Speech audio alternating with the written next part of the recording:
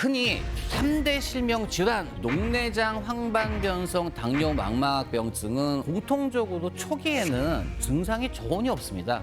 내가 눈이 잘 보이니까 눈이 건강한 거야 라고 생각을 하시는데요. 말기 녹내장 환자분들 중에서도 1.0을 보시는 분들이 많습니다. 가장 중요한 거는 실명 질환의 조기 발견입니다.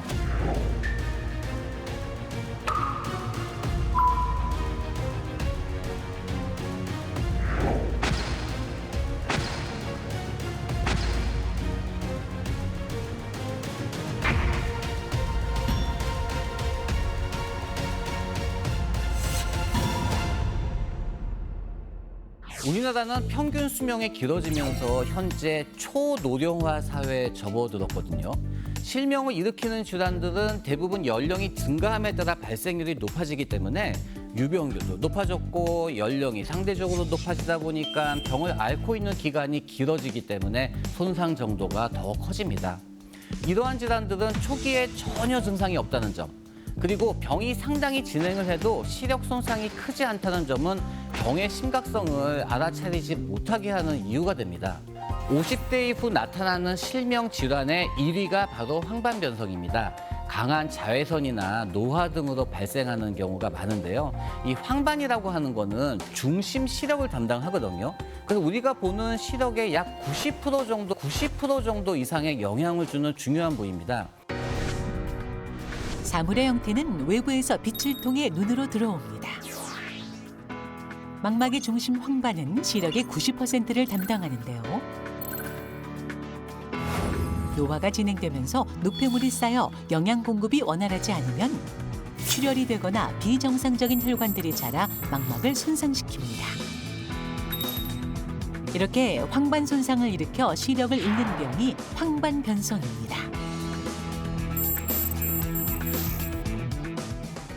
근데 황반의 손상이 진행이 되면은요, 물체가 일그러져 보이거나 중심 시야가 흐려지는 듯한 증상이 생깁니다.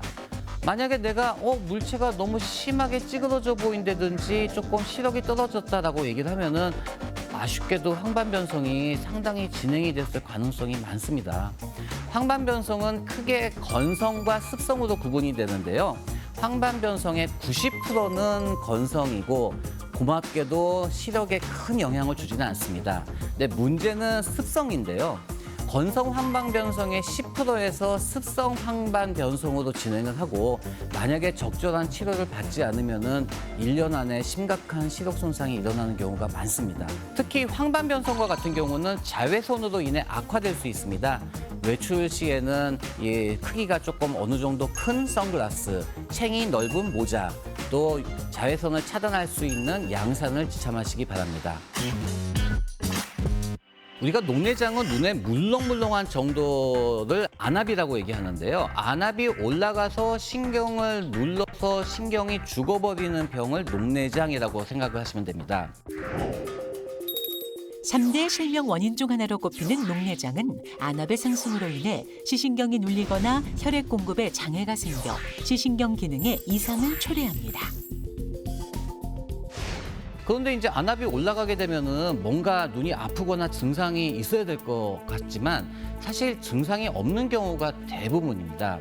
물론 급성 폐쇄각 녹내장이라고 하는 것이 있는데요. 이거는 우리가 안압이 정상이 한 10에서 20 사이인데 50, 60, 70 이렇게 올라가는 질환입니다. 이러한 병은 머리가 깨질 것처럼 아프고 눈도 빠질 것처럼 아프고 구역질 나고 토하는 증상이 있습니다만 이 질환을 제외하고는 거의 증상이 없습니다. 일반적으로 불빛을 봤을 때 약간 달무리가 좀 지네라는 생각이 드신다고 그러면은 안압이 올라갈 가능성이 있기 때문에 한번 병원에 오실 필요는 있습니다만 안압이 올라갔는지 여부는 집에서는 알 수는 없습니다. 병원에 가셔가지고 안압을 측정해야 되지만 알 수가 있습니다. 근데 문제는 그러면 안압이 정상이니까 나는 녹내장의 위험이 없느냐? 그렇지 않습니다. 우리나라, 중국, 일본 같은 동북아시아는요. 안압이 정상이지만 녹내장이 발생하는 정상 안압 녹내장이 많습니다. 결국 안과에 가셔가지고요. 안압뿐만 아니라 녹내장 정밀 검사를 해야지만 발견이 되는 경우가 많습니다. 우리가 이렇게 정면을 볼 때 옆이 대충 보이지 않습니까?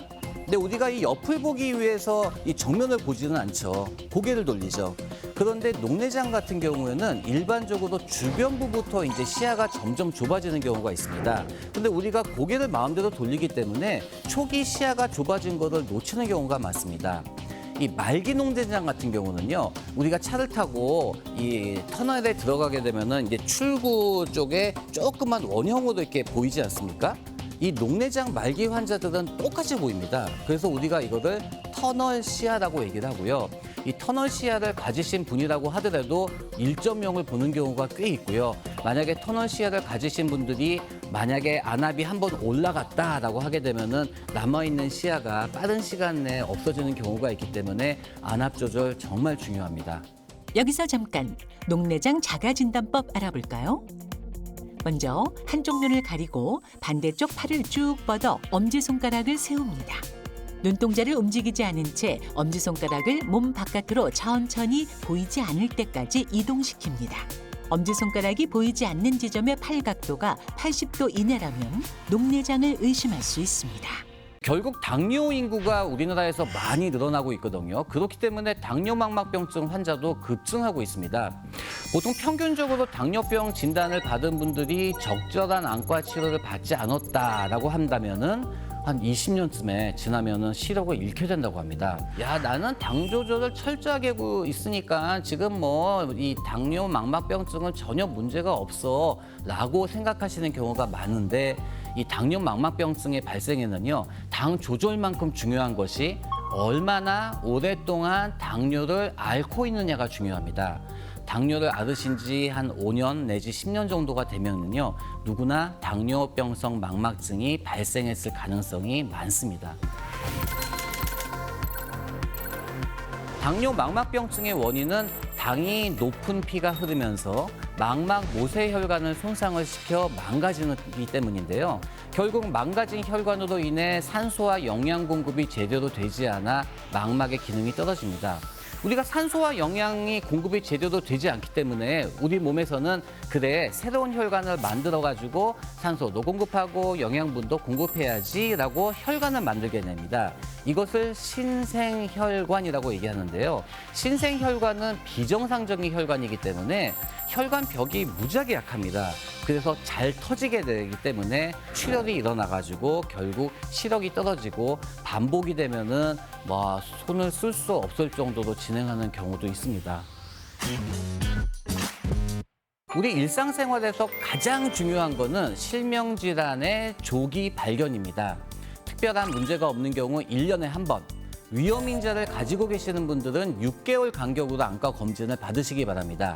기저질환이 있는 경우, 예를 들어서 내과적인 치료가 필요한 경우는 철저하게 관리를 하시고요. 당뇨뿐만 아니라 고혈압, 신장질환, 또 콩팥질환 등 정기적으로 병원에 방문하셔가지고 검사를 하셔야 됩니다. 안타깝게도 일단 망가진 신경이나 망막은 회복되지 않습니다. 치료의 목적은 더 이상 진행이 되지 않도록, 그리고 진행 속도를 늦추는 데 있습니다. 치료하기 어려운 병이에는 틀림이 없습니다만 조기 진단을 통해서 적극적인 치료를 한다면 진행을 늦출 수 있습니다. 40세 이상에서 정기적인 안과 검진이 필요한 이유가 되겠습니다.